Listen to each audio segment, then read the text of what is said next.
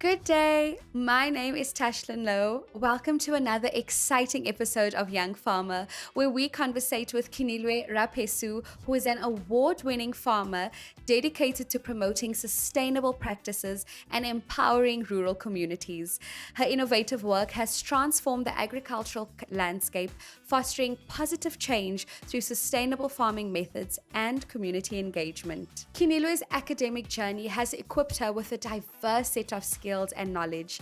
In the farming space, she has also completed several specialized certificates, including an animal production certificate from I3A, a business and financial management certificate from there as well, and a grain production certificate from Grain SA. These certifications have allowed her to deepen her expertise in various aspects of agricultural production and farm management. Keneilwe, it is such a pleasure having you onto the show today. Welcome. So let's jump right into it. Please, can you tell us more about yourself? Good evening. Thank you for having me. Keneilwe is an introvert, totally different because of the work she does. My work always wants me to be an extrovert, to interact with people, to always be in the field. But personally, I'm an introvert. But I am a farmer, I am a mentor, and I'm a business owner. That's all I can say. Beautiful, beautiful, Keneilwe. It's so interesting always especially when I speak to the introverts and they're like, oh no, I have to be in the extroverted space. So going into that, being an introvert, how did you actually get into agriculture? Oh, it started by me following my dad. I did not like it. I just enjoyed when every time we go to auctions, it was just a matter of buying food. I love food. So every time my dad took me to auctions, for him, it was also a way of teaching me how to understand how this sector worked. So it started with my dad teaching me how to drive, how to plant, how to do and management control with animals, and all of those things, and to do management with equipment. So slowly but surely, I got interested and I joined my father in the business and I officially took over. Very, very interesting. It's so delightful to hear. Every time when we speak to farmers, there's always this one mentor that reared them into the space. So it's very beautiful to hear. So going into it, obviously, you guys specialize in crops and livestock. How do you integrate crop and livestock production on your farm? It's not easy, but we try to integrate it because crop is also the main commodity when not only for humans but for livestock as well. So we try to make it sustainable. We do crop rotations. We use manure from cows as a fertilizers. It's an organic one to limit the chemicals from damaging the soils. So for us, doing crop and cattle at the very same time, it is cost effective, especially when it comes to maize and soya. It helps us in terms of feed for the cattle, but as well as having it as a main commodity for a business to be profitable when it goes to the market. So grain helps the profitability of business because it's a once in a while thing. While livestock, we can do it every month, we can sell every month, but with grain, we plant once and we'll harvest after 6 to 8 months.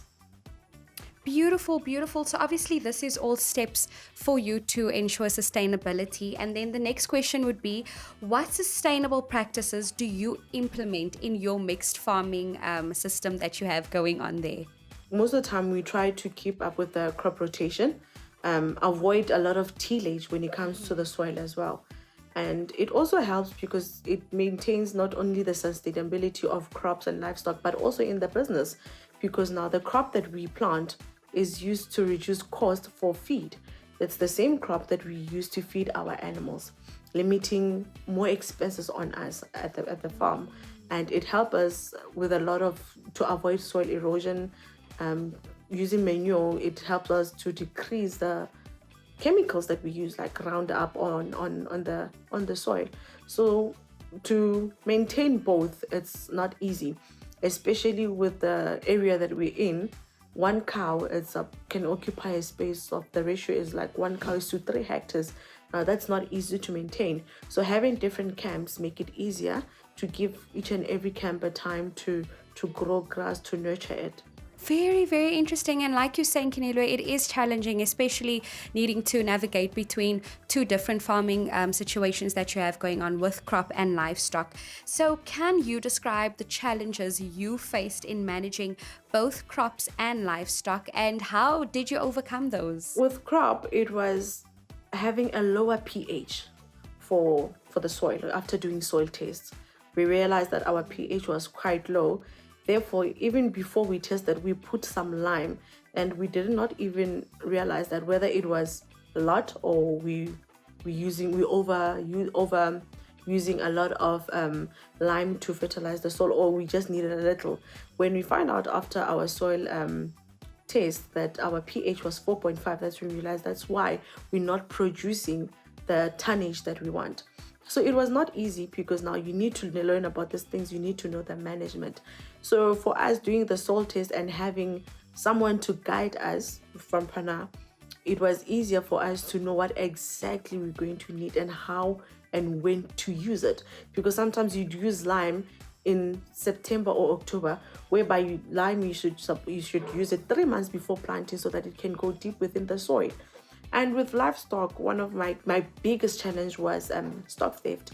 I've lost over 75 to 80 cows in the past 8 months. So it has not been easy. And as much as we try to limit access to the farm, we try to have security.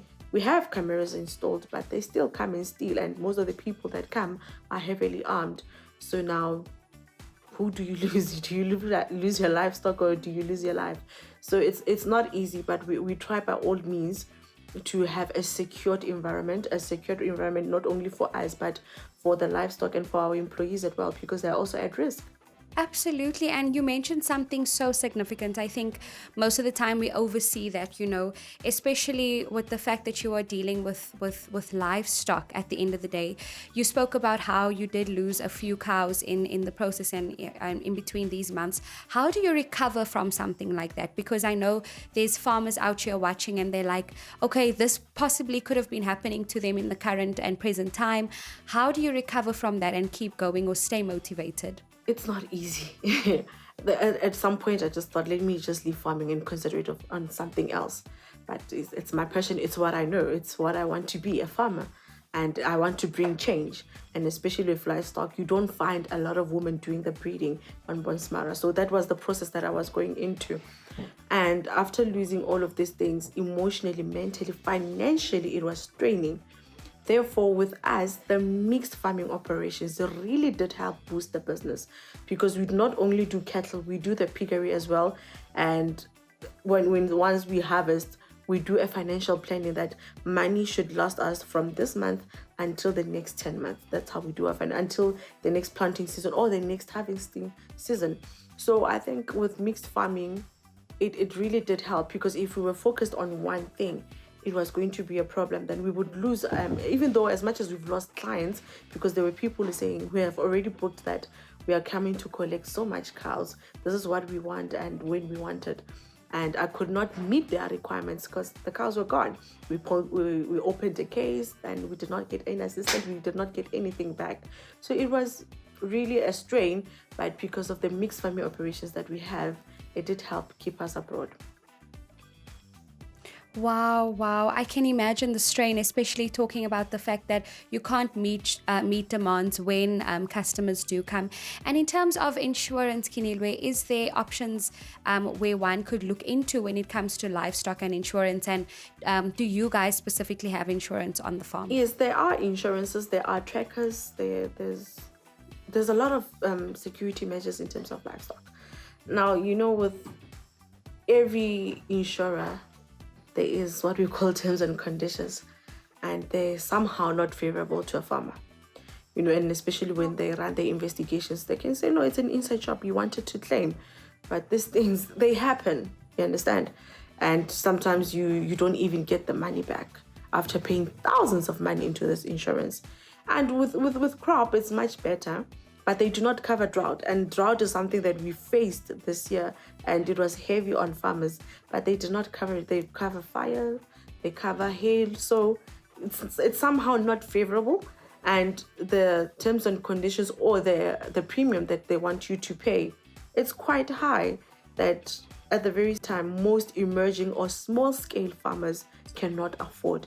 So I think when it comes to such, we need insurances that can accommodate us, because I mean, you cannot be paying 600,000 and you experience drought and then you're not getting anything back because it's not covered.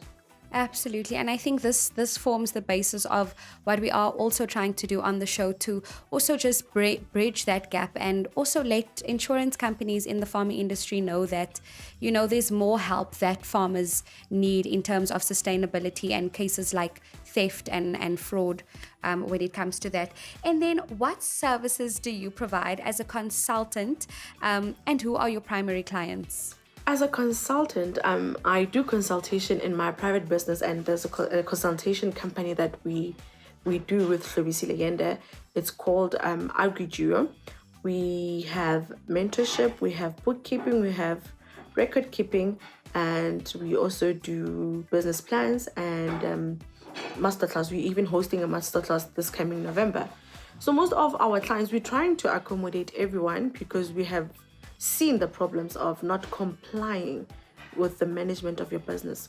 When we go to financial institutions, they need compliance, and most small scale farmers, they cannot afford an accountant. So we saw the missing gap, and we're trying to fill it in. So most of our clients currently with AgriGeo, they are small scale farmers, because I mean, it costs us plus minus from 12 to 24,000 just to have a business plan. And when you look at that business plan, it's close to 60 pages. Who's going to be interested in reading those 60 pages? So we're trying to have something that is precise and straight to the point, that even when you go to an investor and they say to us, sell us your business within 3 minutes, that you can do it. Because we also teach people how to pitch their business, sell your business. Don't always talk. It's not about you. We're not interested in you and what you do. But is the business profitable? As an investor, can I come and invest in your business? Is it going to make it profit for me as and you as well? So I also do, on the other side, I do business registration, I do COIDA registrations, I do employment contracts as well. And as someone who has specialized in labor relations, I have seen the importance of having an employment contract. Most farmers, they complain that we are afraid to register our employees at for UIF or at the labor relations department, because we cannot meet the minimum requirements of wage that is required. But at the very same time, even if you can't meet, have a contract with your employee, sit down and explain, this is how much the business can make, and I mean, our finances can show that this is how much we make and this is how much we can be able to afford to pay. So if you have a contract stating all of these things and your employee agrees on the terms and conditions, it's much better, to avoid being taken to CCMA tomorrow, to avoid being sued for something that you don't even know. So it's very, whether it's temporary or permanent employees, those are the things that we look at, so that we do business plans or employment contracts that are within the constitution. We don't move too far from it, but at the very same time, we cannot afford minimum wage, but what can you give? Absolutely. And you are really juggling everything. And it's so amazing to me, because you're busy with crop and livestock, and then you have your consultation on the side. And to me, it's just very interesting to find out, how do you, as an individual, Keneilwe, how do you balance the demands of farming and then consultation and then your personal life as well? How do you balance all of that? I don't think I have time for my personal life. I think I've forgotten about that even. But I try to manage. I mean, it's easier with crop because it's once in a year thing. It becomes busy within the month of from November to I think the first few weeks of December. That's when we're planting, and then we just wait for the rains, and after that we harvest, which is going to be the following year, June, July. But in between, there's management, pest controls and whatnot. It's not that straining. But with cattle, and because it's a monthly thing, you need to vaccinate. Sometimes others are giving birth. Sometimes the other one is sick. On the other point, there are people saying, we need cows for funerals, we need cows for slaughter, we need cows for that. You have to be there full time. And then you get a farmer that's consulting you. He's like, no, I've got a problem with 1, 2, 3. And when you look at the consultation company that you're running and someone calls and say, I've got a problem with ESCOM, I know nothing about electricity. My consultation company does not Recording in progress. provide electrical solutions, but at the very same time we try to accommodate them. So I think when I get the time to relax, I do so. But besides that, I run the business. Listen, relaxation is key. As long as you are implementing some sort of relaxation, I'm happy about that. And then looking ahead, Keneilwe, what are your goals for your farm and consultancy business in the next few years? Growth is very important, and expansion, not expansion on having more, but to make sure that whatever that I'm doing, it's sustainable, effective, measurable, and profitable. Sometimes you complain that maybe I need more land because I'm not getting enough tonnage. It's not always about the tonnage, it's about the management. You can even produce more and be effective. Just change your strategies and your way of doing things. So for me, it's growth most importantly. I want to have my own winner production auction within the next 5 years. I think I would want to develop that. With the consultation company, I wanted to grow. I wanted not only for small scale farmers, but to emerge as well, to commercial farmers, to provide services that they need. It has to be not only focused in one province, but worldwide if possible. Provide consultations, farm development, and I'm looking into environmental assessment as well, to get the certification to help farmers with environmental assessment. It's quite a hefty amount to get an environmental assessment done on your farm. It's plus minus 500,000, and we want that certification, most of us, because when you apply for finances with the department, they require water license, EIA, and you don't have it. And most people are not looking into it. So that's the gap that I want to close within the next 5 years. And also train students from different universities, institutions, because there are learners who say, we are in university, we're studying 1, 2, 3, but we don't have a farm to do practicals on. But not only to university students, but to those that are saying, I am eager to learn, I want to be a farmer. But even if I don't have the finances to go and study agriculture like I did, I did BCom economics and I did labor relations. I learned farming from my dad, and I improved my knowledge through the short courses that I did. So there's people who have done farming from a young age, but they don't know a lot. They followed their father's footsteps as well, their parents and grandparents' footsteps. So we want to close that gap and involve more females, especially in the livestock sector. We find women doing vegetables, and once you get into livestock sector, there's a bit of discrimination, especially when it comes to women. Those are the bridging gaps that we need to fill. Absolutely beautiful, and I can see that you are very determined. You're already carrying so much in your plate, and you're doing it so gracefully and well, so you will definitely get there. Last question, Keneilwe, is how can private sector or the government help you in your present farming techniques and the future improvements that you have? I think with the current thing, we try, you're right? Theft has made me run out of business. And when you try to apply for financial assistance, those are the things that it had carried a lot of weight because of the value that the cows have. If I were to receive assistance today, it would have to be on having improved infrastructure in order so that when I get those cows, they are in a better environment, a sustainable but secure environment for them, where I need to sleep with 2 eyes open at night, and I'm not scared to say I'm going to lose it again. But most importantly, I think when they draw up policies, they need to be very accommodated. Most policies don't accommodate young people. We've looked at applications that says when you apply for land, for instance, it says from 18 years old. But when you proceed with the application form, it needs financial records, it needs some form of security. Where are you gonna get it at? Because you are starting the business. how do you get the finance at 18? How do you have the records at 18? How do you have the assets to say, okay, we can trust you with this money? So I think some of these policies, or some of whatever they want to implement, let it be accommodative to those who are starting. Let's not always look at people who have been in business for 2 years because they've got the financial records, but those who are starting, who's helping them? Because now when you start farming, it's not like you can start farming with 100,000 rand, especially depending on what you want to do. If livestock, I mean, you need to have the infrastructure first. You can't have a cows without a kraal. You need to have that kraal Recording in and progress. have the implements that you need before you buy the livestock.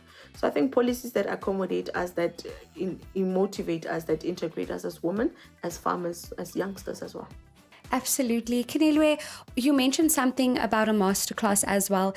If there is a young farmer who's out there and wants to have more information, gain the mentorship classes or the masterclass that you are having in November, how can they reach out and where can they reach out and get that information from? The masterclass will be on the 1st and 2nd of November 2024 in Gauteng, Heidelberg. The first day we'll be doing a session information, getting all the knowledge that you want with regard to livestock, finances, genes improvement, bookkeeping, management of it. And on the second day we'll be doing a practical demonstration. It's not, yes, it's easy to hear something, but to see and do it, it's different. So that's what we'll be doing. They can reach us on our social media platforms, on Facebook and on Instagram at AgriGeo. And our tickets are going for 1,000 right now. That's an early bird. I think it ends on the 4th of October, and then from there on it'll be 1.2 until month end of October. Yes, until month end of October, because on the 1st and 2nd of November will be the masterclass. And then once they've paid the ticket, they must email their proof of payment at info@agrigeo.co.za. And if they're struggling, they can reach out to me at Keneilwe Raphesu or at Louisile on Instagram at Yende and Partners. We will definitely be able to respond to your DMs and assist you with the process, but keep an eye on all our social media platforms. That's where we will be posting all the things regarding with the environment, and our bank account is there as well. The flyer is there. Lovely, very, very exciting things that is happening.